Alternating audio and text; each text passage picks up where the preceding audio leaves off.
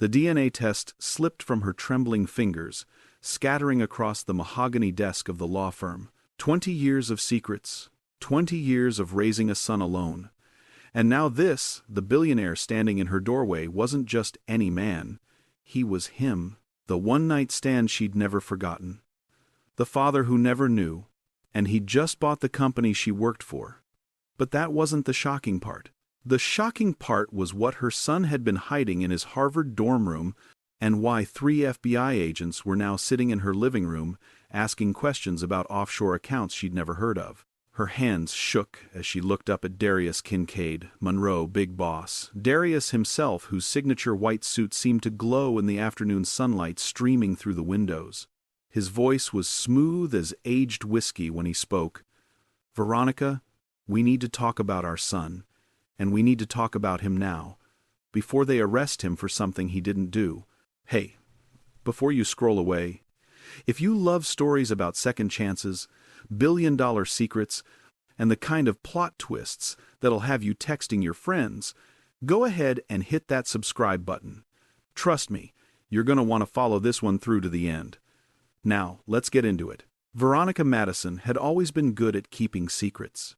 For 20 years, she'd perfected the art of deflection, of changing the subject when her son Hendrix asked about his father, of building a life in Boston that looked complete even with that one missing piece. She was a senior paralegal at Hutchins and Waverly, one of those old-money law firms on Beacon Street, where the coffee was always fresh and the partners always looked like they'd stepped out of a Ralph Lauren catalog.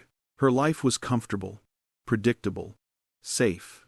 She had her son, her small but tasteful apartment in Back Bay, her Sunday brunches with her sister Natalie, and her quiet pride in watching Hendrix excel at everything he touched. Hendrix was special, not just mother's bias special, but genuinely, undeniably brilliant.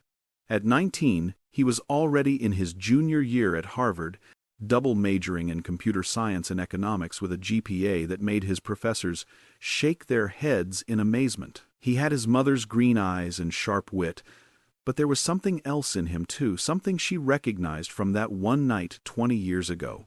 A certain presence, a way of commanding a room without trying, a confidence that seemed to come from somewhere deep and unshakable. She'd met Darius at a charity gala in Miami back in 2005. Veronica had been 28, working as a junior paralegal for a firm that had sent her to assist with a high-profile merger. The event was at the Fontainebleau, one of those glittering affairs where champagne flowed like water and everyone seemed to know everyone else. She'd felt out of place in her borrowed evening gown until she'd locked eyes with him across the ballroom. He'd been 42 then, already a legend in real estate and private equity circles. But what struck her wasn't his wealth, it was the way he looked at her. Like she was the only person in the room, like she mattered.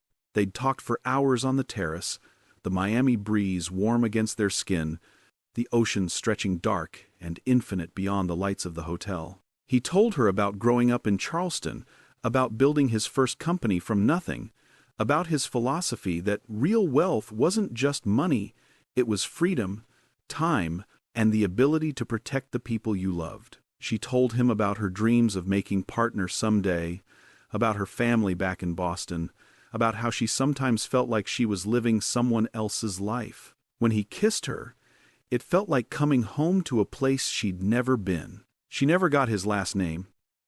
He never got her number. It was supposed to be one perfect night, a story she'd tell herself on lonely evenings, a memory that belonged only to her. 6 weeks later, when the pregnancy test came back positive, she'd tried to find him. But Darius and Miami and real estate billionaire led to a dozen dead ends. He'd mentioned Charleston, but nothing more specific.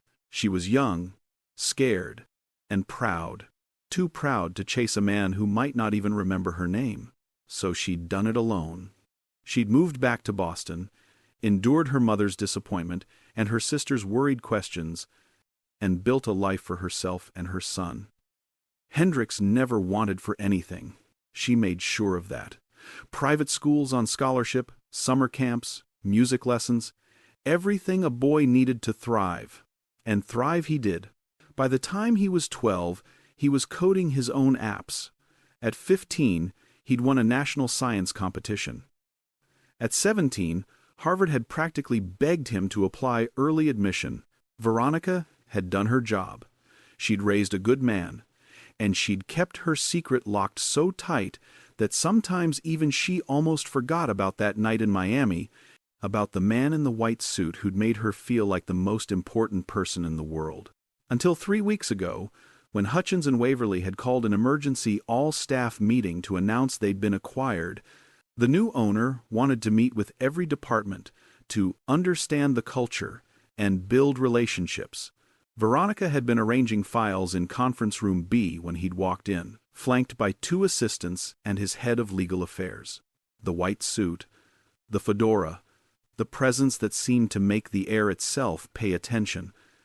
She'd frozen. A stack of depositions clutched against her chest, her heart hammering so hard she thought everyone in the room must be able to hear it. His eyes had found hers immediately. For a moment, just a fraction of a second, something flickered across his face. Recognition? Surprise? But then it was gone, replaced by the smooth, professional smile of a man who shook 100 hands a day and remembered every name. He'd introduced himself to the room at large. Darius Kincaid Monroe, founder and CEO of Monroe Global Holdings. He'd bought the firm as part of a larger portfolio expansion, he explained, but he believed in preserving the character and independence of the companies he acquired. He'd walked around the room, shaking hands, asking questions, his voice warm and genuine. When he'd gotten to Veronica, he'd paused just a beat too long. "And you are?" he'd asked, even though her nameplate was right there on the table in front of her. "Veronica Madison," she'd managed, her voice steadier than she'd expected. "Senior paralegal. I've been with the firm for 18 years. His handshake was warm, his grip firm but not aggressive. "A pleasure, Miss Madison. I look forward to working with you." That was it. Nothing more. He'd moved on to the next person, and Veronica had spent the rest of the meeting trying to convince herself she'd imagined the whole thing. Maybe he didn't remember. Maybe she'd built that night up in her head, turned it into something more meaningful than it had been for him. Maybe, but then, 2 days later, his executive assistant had called her direct line. Mr. Monroe requested a private meeting. Tomorrow afternoon, if possible. Nothing formal, just a chance to discuss her role in the firm and her thoughts on the transition. The assistant's voice had been perfectly professional, giving nothing away. Veronica had spent that night pacing her apartment, rehearsing what she'd say. She wouldn't mention Miami. Why would she? It was 20 years ago. Ancient history. He probably didn't even remember. And bringing it up would just be awkward and presumptuous. She'd focus on work, on the firm, on anything but the fact that her son's father had just bought the company she worked for, and somehow, impossibly, their paths had crossed again. The meeting had been scheduled for 3 o'clock on a Tuesday afternoon. His office was on the 32nd floor now, a corner suite that had been completely renovated in the 2 weeks since the acquisition.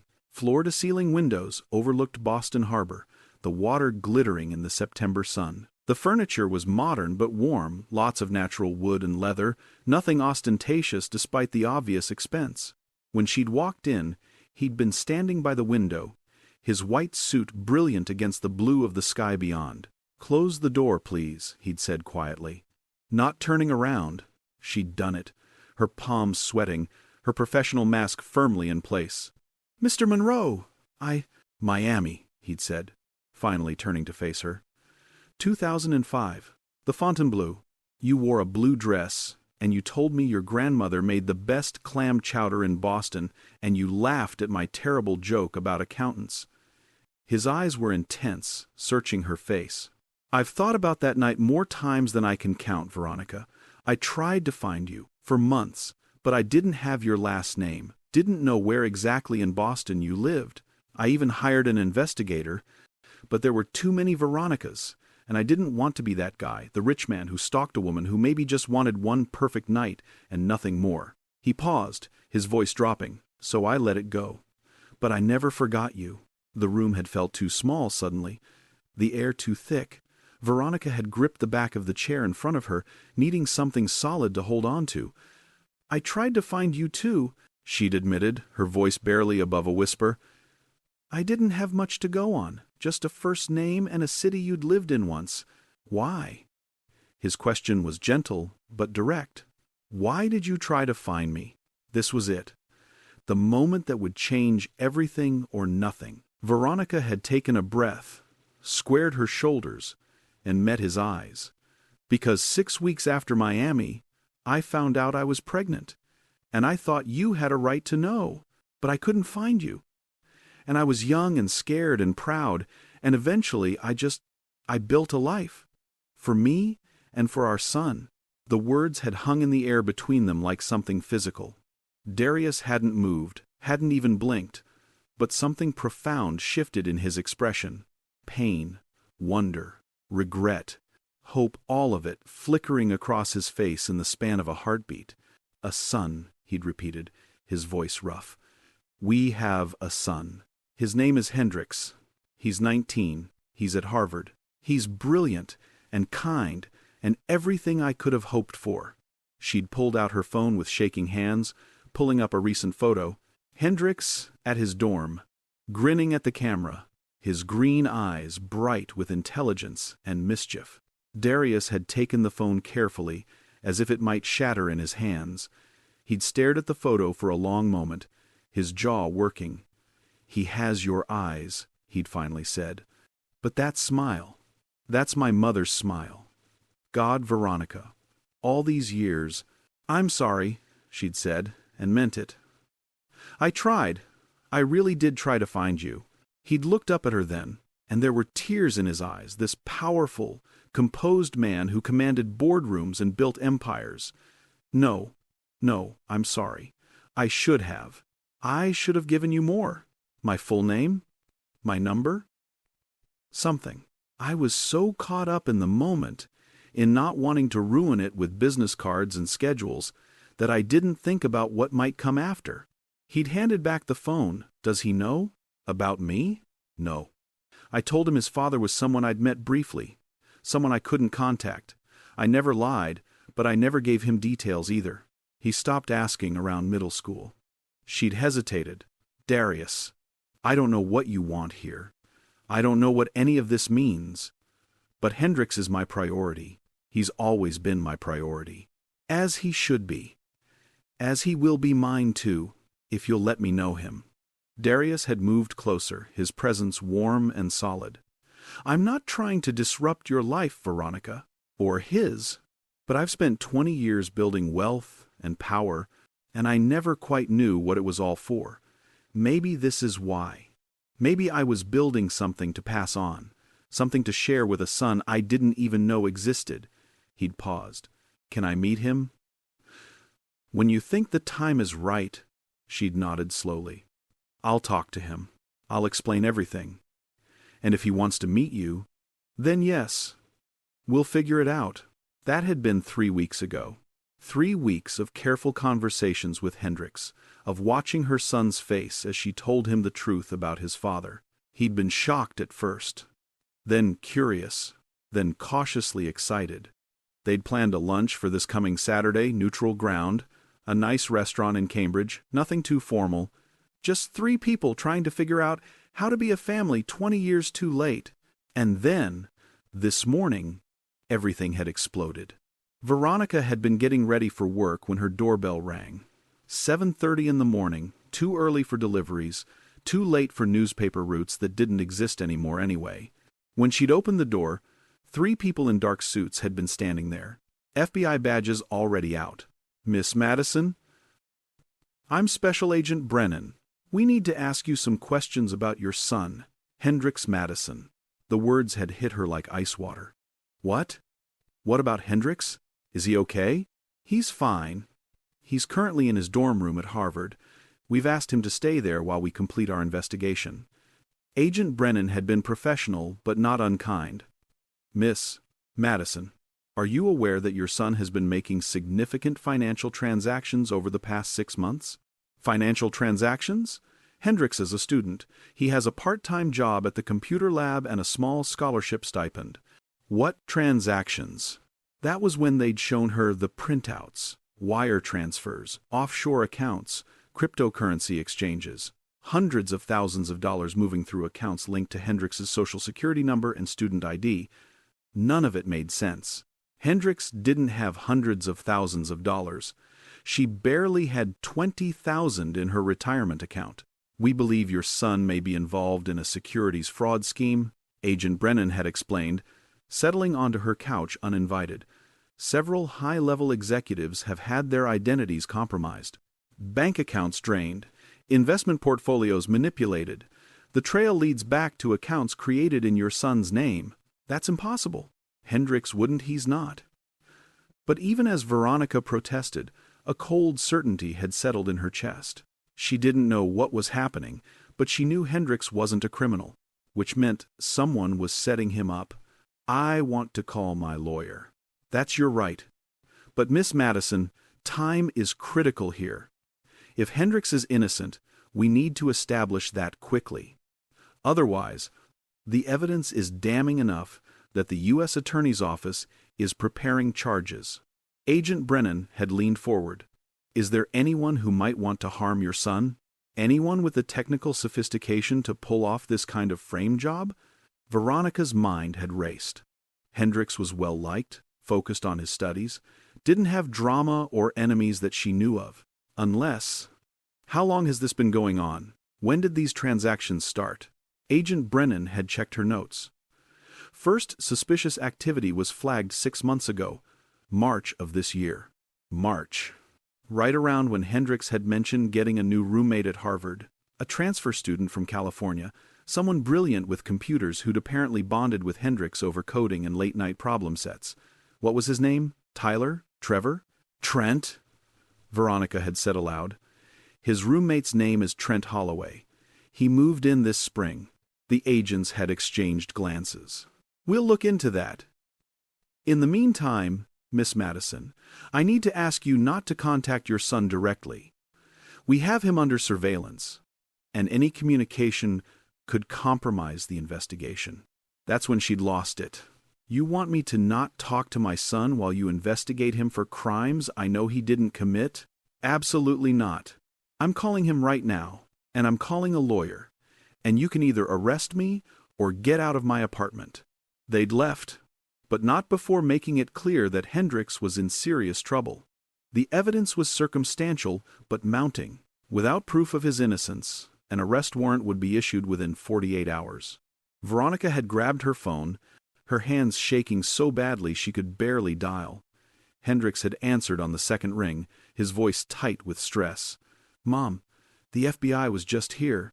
They think I'm some kind of criminal mastermind. They're talking about fraud and identity theft and prison time, and I swear to God I have no idea what they're talking about. I know, baby. I know. Listen to me. Do not talk to them without a lawyer present. I'm going to fix this. Even as she said it, she had no idea how.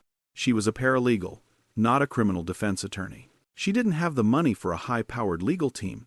She didn't have connections or influence or... And that's when she'd thought of Darius. She'd called him immediately.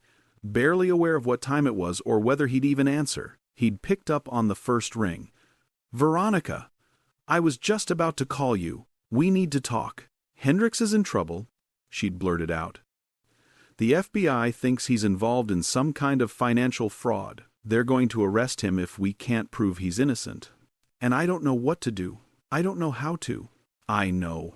His voice had been grim. I've been watching the situation unfold for the past 3 hours. That's why I was about to call you. Veronica, the accounts they're tracing, 3 of them belong to executives at companies I own. Someone's not just setting up Hendrix. They're sending me a message. The implication had sent chills down her spine. What kind of message? The kind that says they know about him. About us. About the connection. Darius had been quiet for a moment, and she could hear voices in the background, the click of keyboards, the efficient bustle of people working a problem. I need you to come to my office. Right now. Bring everything the FBI showed you. We're going to figure out who's doing this and why, and we're going to protect our son. Our son. The words had landed with unexpected weight, a promise and a claim all at once, which brought her to now, standing in Darius's office with the DNA test results scattered across his desk like accusation and evidence all at once. Because it turned out, Darius had ordered a private paternity test the day after their conversation 3 weeks ago. Not because he doubted her, he'd made that clear, but because he wanted documentation, wanted something official that could protect Hendricks if anyone ever questioned his claim to the Monroe legacy. The results had arrived this morning. 99.9% probability of paternity. Hendricks Madison was undeniably, legally, biologically, the son of Darius Kincaid Monroe, heir to a multi-billion-dollar empire. Target of whoever wanted to hurt Darius by destroying his newly discovered son before anyone even knew he existed. "We need to get ahead of this," Darius said now, his voice calm despite the chaos. His office was full of people, his head of security, a team of lawyers, a forensic accountant, and 2 private investigators who apparently worked exclusively for Monroe Global. If Hendricks is being framed, then someone with serious technical skills and inside knowledge is behind it. Someone who knew about him before I did. "That's impossible," Veronica protested. "I never told anyone. Not even my sister knows who his father is." One of the investigators, a sharp-eyed woman named Diana Reeves, looked up from her laptop. What about Hendricks himself? Could he have run his own DNA through one of those ancestry sites? 23andMe, Ancestry.com? Something like that? Veronica's stomach dropped. He did. Last Christmas. He wanted to learn more about his heritage, about the half of his genetics he didn't know. He was excited about the results. Talked about distant cousins and geographic origins. She looked at Darius. "Would your DNA be in those databases?" "No, I've never done one of those tests. But members of my extended family might have. Cousins, second cousins. The algorithms could have flagged Hendricks as a close relative match." Darius turned to Diana. "Can you access those records?" "Not legally, not without a subpoena. But I have a contact who works in genetic genealogy for law enforcement. If someone else accessed Hendricks's data through those platforms, there might be a trail." Diana was already typing. "Give me an hour." Darius moved to stand beside Veronica, his hand settling on the small of her back, a gesture of support that felt both foreign and natural. "We're going to fix this," he said quietly. "I've dealt with hostile takeovers, corporate espionage, and blackmail attempts that would make your head spin. This is just another problem to solve. And I protect what's mine." "He's not a possession," Veronica said sharply, her fear manifesting as anger. "He's a person, my son, our son, and he's terrified right now. I know, which is why I've already sent my best criminal defense attorney to Harvard. Hendricks won't say a word without representation. And I've made some calls. The arrest warrant is on hold for 72 hours while we investigate." He met her eyes, his expression serious. "I meant what I said, Veronica. I protect what's mine. And that includes you. Both of you. Now and always." Before she could respond, Diana looked up from her computer, her face pale. "I found something. Hendricks's genetic data was accessed 6 times in the past 8 months by someone using a premium research account. The account is registered to a biotech company called Helix Core Genomics." "Never heard of it," Darius said. "That's because it doesn't exist. The business registration is a shell, but the premium account was paid for using a credit card that traces back to—" Diana hesitated. "You're not going to like this. Just tell me." "It traces back to a subsidiary of Monroe Global Holdings. Specifically, a tech investment fund you acquired 2 years ago." The room went silent. Veronica felt her blood run cold. "Someone inside your company did this? Or someone who was inside and got pushed out?" Darius turned to his head of security. "Pull records on every executive and senior employee we've terminated or reassigned in the past 2 years. Focus on anyone with tech expertise and a grudge." The next hour was a blur of information and revelation. They discovered that the biotech account had been created by someone using credentials stolen from Monroe Global's IT department. The same person had likely used those credentials to create the offshore accounts in Hendrix's name, piggybacking on legitimate company infrastructure to make the fraud look real. It was sophisticated, well-planned, and personal. By noon, they had a name: Vincent Keller, former CTO of a tech company Darius had acquired and subsequently dismantled 18 months ago. Keller had been brilliant but unstable, with a history of erratic behavior and paranoia. When Darius had restructured the company and eliminated redundant positions including Keller's, the man had apparently taken it personally, very personally. He's been quietly stalking Monroe Global's business ever since, Diana explained, pulling up emails and digital footprints that painted a picture of obsession. He tracked every acquisition, every major decision, every public appearance you made. And then, 8 months ago, he accessed Hendrix's genetic data and realized he'd found the perfect weapon. A son no one knew about. Someone he could destroy without you even knowing what you'd lost. Veronica felt sick. But how did he set up the actual fraud? Hendrix is not that careless with his information. He didn't need Hendrix to be careless. He needed Hendrix's roommate to be. Diana pulled up another screen. Trent Holloway, transfer student from California, came to Harvard on a full scholarship. Except the scholarship was funded by a grant from a foundation that Vincent Keller sits on the board of. "Oh my God," Veronica whispered. "He planted someone next to Hendrix?" More than that. Trent Holloway is Vincent Keller's nephew, 22 years old, computer science prodigy, and apparently willing to do his uncle's dirty work. Diana's expression was disgusted.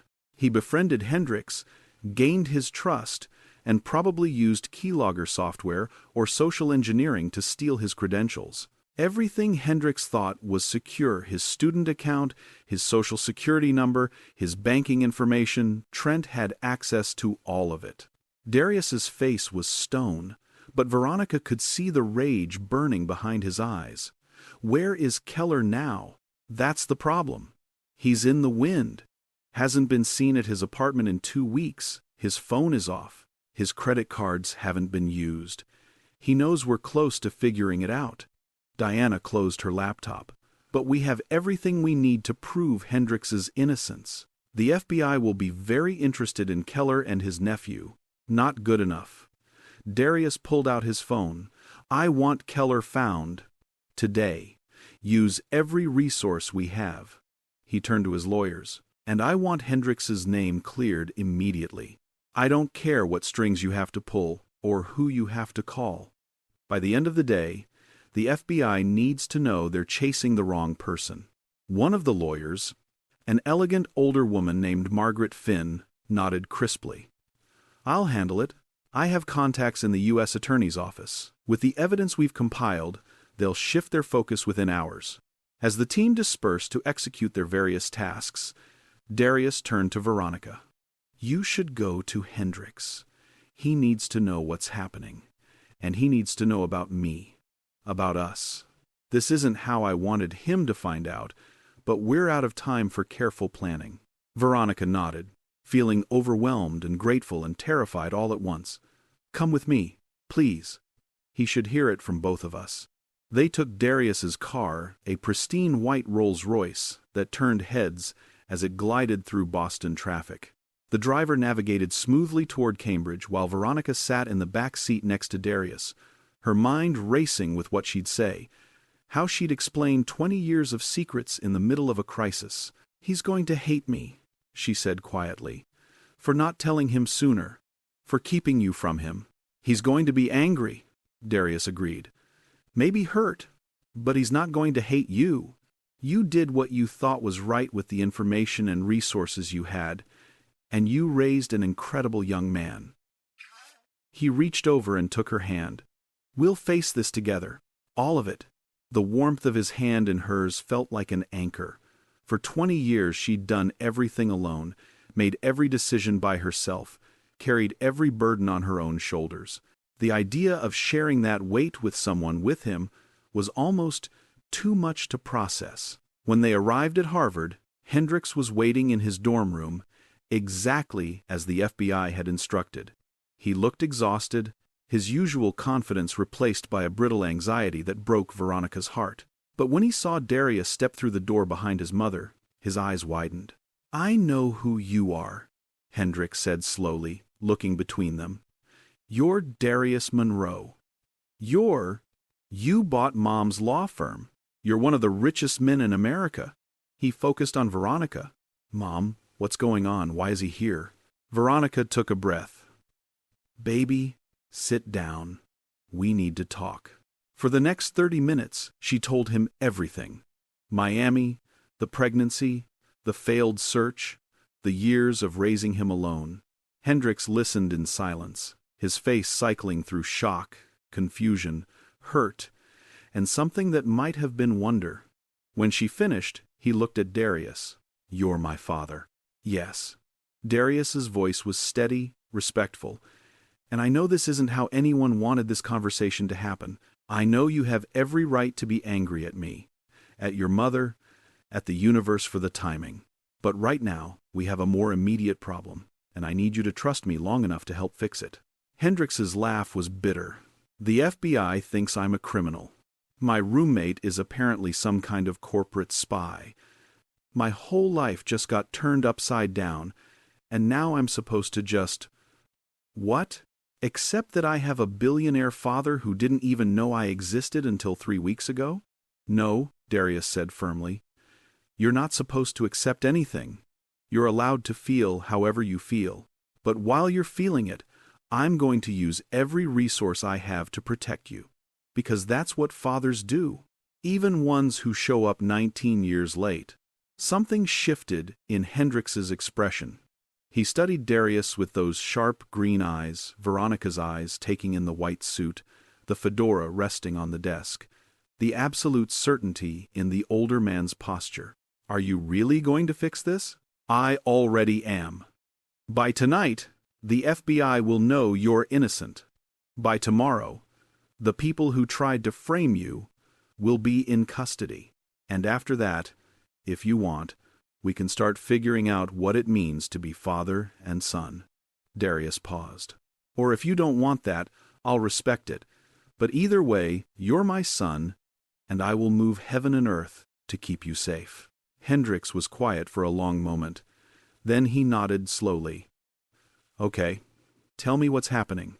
They spent the next hour going through everything: Vincent Keller, Trent Holloway, the genetic database, the frame job. Hendricks's face went from disbelief to anger, to a cold determination that reminded Veronica powerfully of Darius.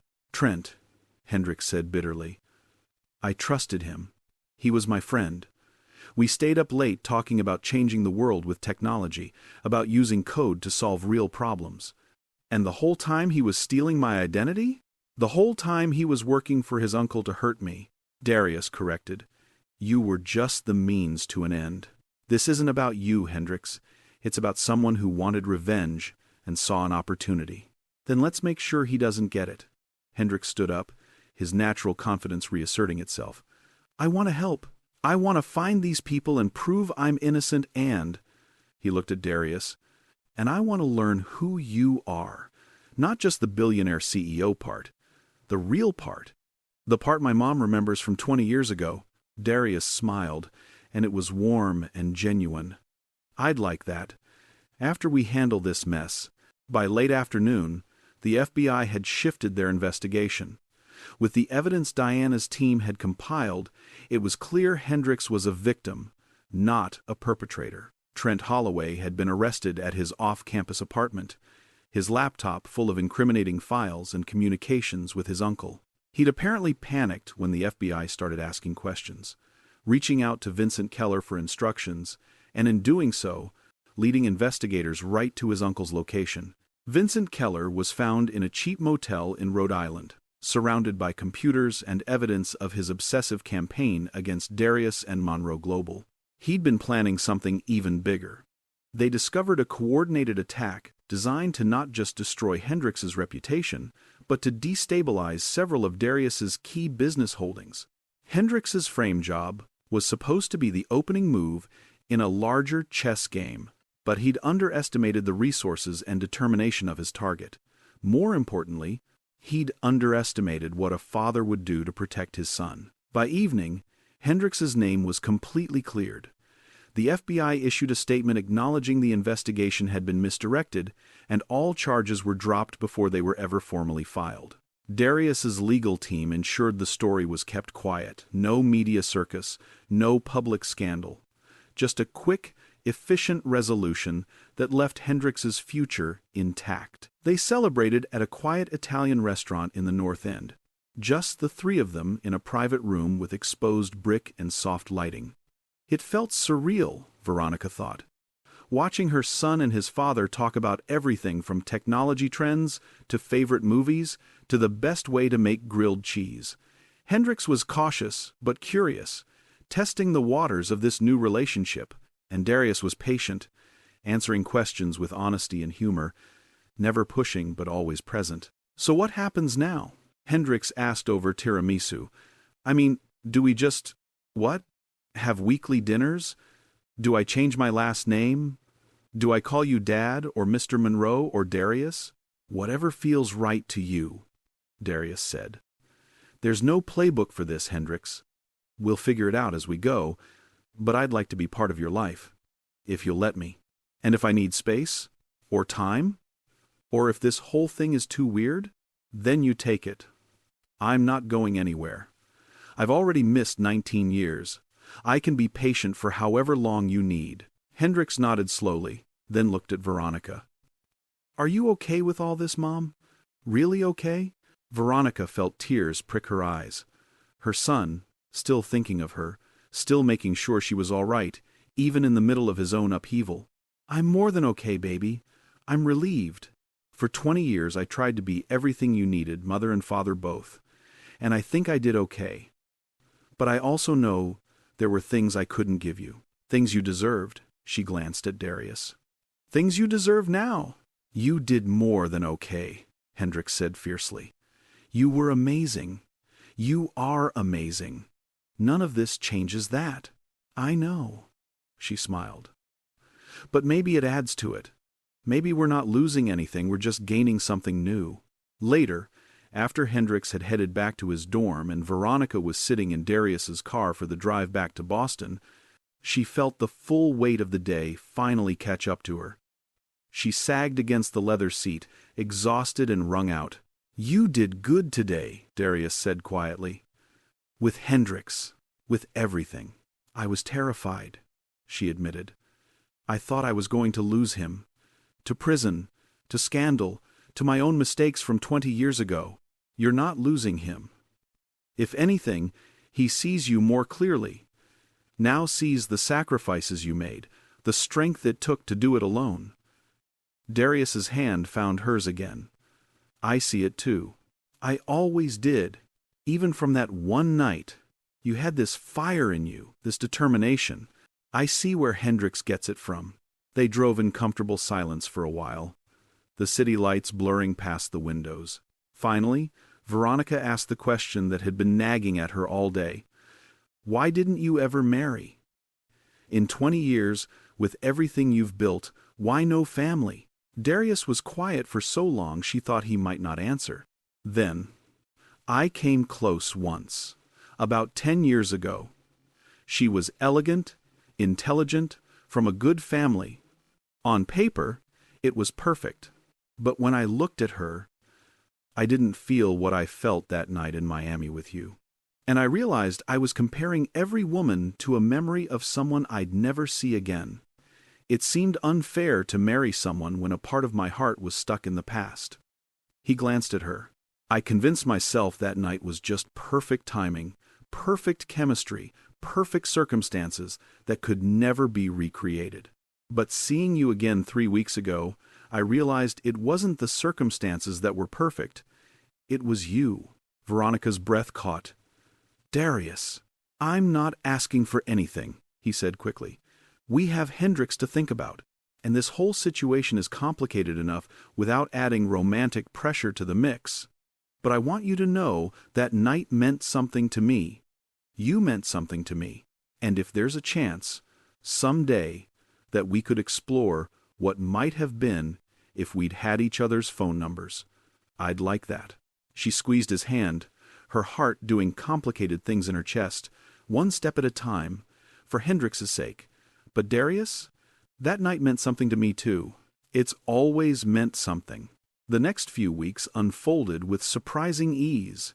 Hendrix agreed to weekly dinners with Darius, just the two of them, to build their relationship without Veronica playing intermediary. She'd gotten updates from both sides, Hendrix reporting that Darius was actually really cool for a billionaire, and Darius admitting that the kid's brilliant, but he has your sense of humor, which means I'm in trouble. Hendrix had also made it clear he wanted to keep the Madison name, at least for now.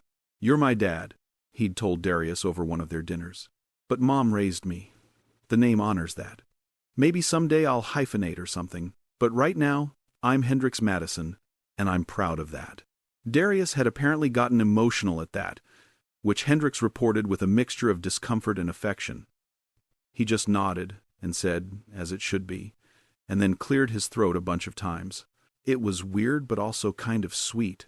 Veronica had kept her distance, giving them space to build their bond. But Darius had made it clear she was welcome at any time, and about a month after the FBI incident, he invited both of them to spend a weekend at his estate in the Berkshires. "No pressure," he'd said. "Just a chance for all of us to spend time together. Hendrix can bring homework. You can bring books. I'll provide food, scenery, and minimal awkwardness." The estate was stunning, a sprawling property with mountain views, a lake, and a main house that managed to be both luxurious and welcoming. Hendrix had immediately disappeared to explore the grounds, leaving Veronica and Darius on the terrace with glasses of wine and the late afternoon sun warming the stone beneath their feet. "He's adjusting well," Veronica observed, watching her son wander down toward the water. "He's remarkable. You raised him to be adaptable, curious, open-minded. That's all you." Darius set down his glass. "Can I ask you something?" "Of course." "What do you want, Veronica? Not for Hendrix, not for anyone else. What do you want for yourself?" She considered the question. A year ago, I would have said I was happy with my life. Good job, good son, good enough. But now, she turned to face him. "Now I think I've been settling for good enough when I could have had something more. I built walls after Miami, convinced myself that one perfect night was all I got, that asking for more was greedy or unrealistic. But you're here now, Hendrix is here, and I'm wondering if maybe perfect nights can turn into perfect lives if you're brave enough to reach for them." Darius's smile was slow and warm. "That's quite a philosophy from someone who once told me she was too practical for fairy tales. I'm still practical, but maybe I'm also ready to believe in possibility." She hesitated. "What about you? What do you want?" "I want to make up for lost time. With Hendrix, yes, but also with you. I want to take you to dinner and actually get to call you the next day. I want to learn what you've become in 20 years. Not just remember what you were in one night. I want to see if what we had was lightning in a bottle, or if it's something that could sustain, grow, build into something real." He stepped closer. "I want a second chance at something I didn't even know I lost." "That's a big want," Veronica said, her pulse quickening. "I'm a man who thinks big." His hand came up to cup her face, his thumb brushing her cheek. "But I'll take it slow. Because you're not just any woman, Veronica. You're the mother of my son. You're someone I've spent 20 years half remembering and fully missing. And if we do this, I want to do it right." She leaned into his touch, feeling something in her chest unfurl and bloom. "Then let's do it right. Slow, careful, with Hendrix's blessing and our own good sense," she smiled. "But also with the understanding that I'm done settling for good enough. If we're doing this, I want the whole thing. The dinners, the phone calls, the messy reality of actually building something together." "Deal," he said, and kissed her softly, a promise and a question all at once. Hendrix's voice carried up from the lake. Are you two being gross up there? Because if you are, I need warning so I can put in headphones." They broke apart laughing, and Veronica called back, "We're being extremely respectable. That's what I was afraid of." Hendricks was grinning as he jogged back up the hill. "Come on, there's a boat down there and I have zero idea how to drive it. Someone needs to teach me. Preferably the guy who owns a yacht." Darius raised an eyebrow. "I never said I owned a yacht. You're a billionaire who wears white suits and drives a Rolls-Royce. Of course you own a yacht." Hendricks looked between them. "Also, just so we're clear, if you two want to date or whatever, I'm okay with it. It would be weird if you weren't at least exploring the possibility, given the whole magical night 20 years ago thing. Just keep the PDA reasonable and don't make me sit through anniversary dinners where you reminisce about Miami. Deal?" Veronica felt her cheeks flush. "Hendricks, I'm 19, Mom. I can handle my parents navigating a complicated romantic situation. I've read Shakespeare. This is tame by comparison." He grabbed Darius's arm. "Come on, teach me about boats before the sun goes down." As they walked down to the lake together, Veronica's heart felt fuller than it had in years. This wasn't how she'd imagined her life would unfold, not the surprise reunion, not the FBI investigation, not the sudden blending of worlds she'd kept carefully separate for 2 decades, but watching her son and his father together, seeing the easy way they moved around each other, hearing their laughter carry back up the hill, she realized that sometimes the best stories were the ones you never saw coming. Over the next several months, their unconventional family found its rhythm. Hendricks split his time between Harvard and weekends with Darius, learning the business side of Monroe Global while still focusing on his studies. Darius had made it clear there was no pressure to join the company, but Hendricks was fascinated by the intersection of technology and finance, and Darius was happy to mentor him. Veronica and Darius dated properly: dinners, concerts, long walks through the city, conversations that stretched past midnight. They took it slow, conscious of Hendricks's feelings and their own complicated history. But slow didn't mean uncertain. Every date made it clearer that what they'd felt in Miami hadn't been a fluke. If anything, it had been a preview of something much deeper. 6 months after the FBI incident, Darius proposed a family trip, all 3 of them, to Charleston, where he'd grown up. "I want Hendricks to see where I came from," he explained. "The neighborhood where I learned to hustle, the church where my mother sang, the restaurant where I got my first job washing dishes. He knows the billionaire part. I want him to know the journey." Charleston in the spring was gorgeous warm sun, blooming magnolias, the sweet smell of jasmine hanging in the humid air. Darius walked them through his old neighborhood, now gentrified but still recognizable, pointing out landmarks from his childhood. The corner store where he'd bought candy with coins scrounged from couch cushions. The basketball court where he'd learned to read people's tells and predict their moves. The small house, now renovated, where his mother had raised him alone after his father died. "She was a lot like you," Darius told Veronica, standing in front of the house. "Fierce, determined, refusing to let circumstances define what she could build. She died when I was 25. Right when the first business was starting to take off. She never got to see what I became." He looked at Hendricks. "But I think she'd be proud.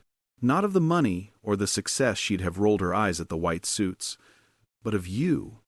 She'd have loved knowing she had a grandson who was brilliant and kind and unafraid to be himself." Hendricks was quiet, processing.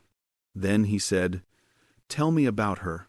I want to know about both my grandmothers. All the stories." They spent the rest of the afternoon trading family histories, Veronica talking about her own mother, a schoolteacher in Boston with high standards and a dry wit, Darius sharing memories of his mother's strength and her belief that dignity wasn't about what you had but how you carried yourself. Hendricks absorbed it all, these puzzle pieces of his own heritage finally clicking into place. That evening, they had dinner at a high-end restaurant overlooking the harbor. The sunset painted the water gold and pink, and Veronica felt a contentment settle over her that had nothing to do with the expensive wine or the elegant surroundings.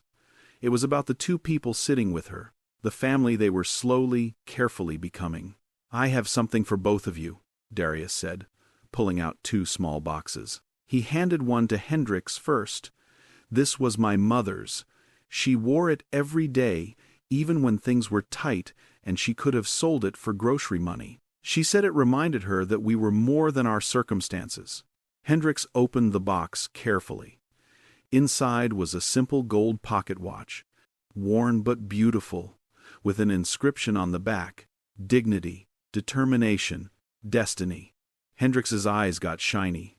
"Darius, you're my son." Her grandson. "It belongs to you now." Hendrix nodded, not trusting his voice, and carefully fastened the watch chain to his belt loop, the watch settling into his pocket with satisfying weight. Then Darius turned to Veronica, handing her the second box. "This isn't a family heirloom.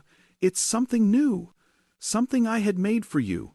She opened it to find a delicate gold bracelet with 3 charms: a tiny book, for her love of reading, a compass representing the journey they'd all taken, and a small heart engraved with 3 sets of initials: V, D, and J.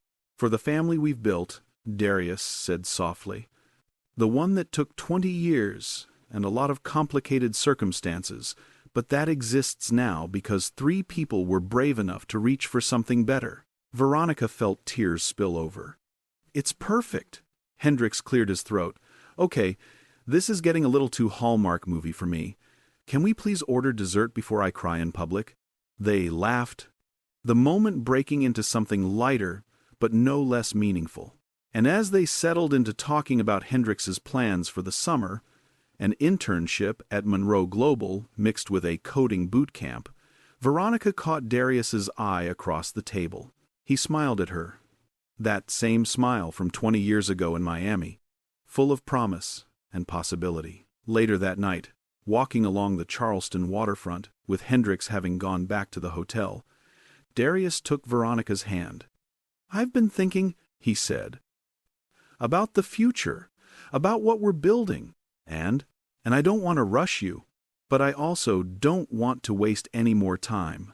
We lost 20 years. I don't want to lose another day to caution or fear or overthinking." He stopped walking, turning to face her fully. "I love you, Veronica. I think I loved you that night in Miami, and I've loved you every moment since you walked back into my life. I love your strength and your loyalty and the way you raised our son to be extraordinary. I love that you don't need my money or my status, but that you let me be part of your life anyway. I love that you make me want to be better, do better, give more." Veronica's heart was pounding. "Darius, I'm not proposing. Not yet. I know we're still figuring things out, and I want Hendrix to be comfortable with whatever shape our family takes. But I'm telling you what I want. A life with you. A real, messy, complicated, beautiful life. Wake up together, go to sleep together, make decisions together kind of life. And when the timing's right, when we're all ready, I want to make it official. I want to marry you, Veronica Madison, and spend whatever years I have left making up for the ones we lost." She pulled him down and kissed him, putting 20 years of longing and hope and love into it. When they finally broke apart, she was crying and laughing at the same time. Yes to all of it. Not today, not tomorrow, but yes, to the life, the mess, the beautiful complications, to building something real with you. "To second chances," he said, resting his forehead against hers. "To second chances," she agreed. The rest of the summer unfolded like a dream. Hendrix thrived at his internship, impressing executives with his technical skills and his natural business instincts. He and Darius grew closer, their relationship evolving from awkward to comfortable to genuinely affectionate. Hendrix started calling him Dad sometime around July, casually, as if he'd been doing it forever. Veronica officially moved into one of Darius's properties in Boston, not the penthouse, but a brownstone in Back Bay that she'd fallen in love with for its character and warmth. Darius kept his primary residence, but spent most nights with her, learning how to be domestic, how to share space and decisions and a life. They told Veronica's family the truth about Darius and Hendrix, which led to a loud, chaotic dinner where Veronica's sister Natalie demanded to know why she'd been kept in the dark for 20 years and then immediately started planning a massive family reunion. Darius took it all in stride, charming Veronica's mother with his good manners and winning over her skeptical brother with his knowledge of Boston sports. As fall approached and Hendrix prepared to start his senior year at Harvard, they gathered again at the Berkshires estate for a long weekend. On the last evening, as they sat around a fire pit watching the stars come out, Hendrix raised his glass. "A toast," he said, "to the weirdest, most complicated, most unexpected family in America. To a mom who did everything right even when it was hard. To a dad who showed up when it mattered and never stopped showing up since. And to proof that sometimes life's biggest surprises turn out to be its best gifts." They clinked glasses, and Veronica felt a wave of gratitude so intense it was almost overwhelming. This wasn't the life she'd planned. It wasn't the story she'd thought she was living. But it was better than anything she could have imagined, messy and real and full of love that had waited 20 years to fully bloom. 3 months later, on a crisp December morning, Darius proposed properly. Not with a big production or a public gesture, but quietly in the brownstone kitchen while they were making breakfast. He got down on one knee, right there on the tile floor, the morning sun streaming through the windows, and asked her to marry him. Veronica said yes, before he even finished the question. They married the following spring, in a small, elegant ceremony at the Berkshires estate. Hendrix walked his mother down the aisle, tears streaming down his face, and stood as Darius's best man. When it came time for the vows, Veronica's family filled the chairs, along with Darius's business associates and friends, all gathered to witness the union of two people who'd found each other, lost each other, and found each other again when the timing was finally right. Hendrix gave a toast at the reception that had everyone alternating between laughter and tears. "When I found out the truth about my parents 6 months ago," he said, "I thought my life was ending. The FBI was investigating me, my roommate had betrayed me, and I was learning that everything I thought I knew about my family was incomplete. But it turned out my life wasn't ending, it was expanding. I gained a father who's taught me about business, legacy, and the importance of protecting the people you love. I gained a family history I'm proud of. And I gained proof that my mom, who I already thought was a superhero, is actually even more incredible than I knew." He raised his glass. "To Veronica and Darius, to love that waits, to families that form in the strangest ways, and to the fact that sometimes the best stories are the ones that take 20 years to finish writing." As Veronica danced with her new husband under lights strung between the trees, Hendrix watching with a grin, she thought about the journey that had brought them here, the one perfect night that had started it all. The years of raising Hendrix alone, wondering what might have been, the impossible coincidence of Darius buying her firm, the crisis that had forced them all together, the slow, careful building of trust and love and family. It wasn't a fairy tale. It was better because it was real. Complicated, messy, imperfect, and absolutely real. "What are you thinking?" Darius asked, spinning her gently. "That I'd do it all again," she said. "Every hard year, every lonely night, every moment of wondering if I made the right choices, I'd do it all again because it led here, to you, to us, to this." "That's quite a gamble," he teased. 20 years is a long time to wait for a happy ending." "It's not an ending," she corrected, pulling him closer. "It's a beginning. We're just getting started." And as the music played, and their son laughed with family, and the stars came out over the Berkshires, Veronica knew she was right. This wasn't the end of their story. It was just the end of the waiting, the wondering, the what-ifs. Everything else, the real adventure, was just beginning.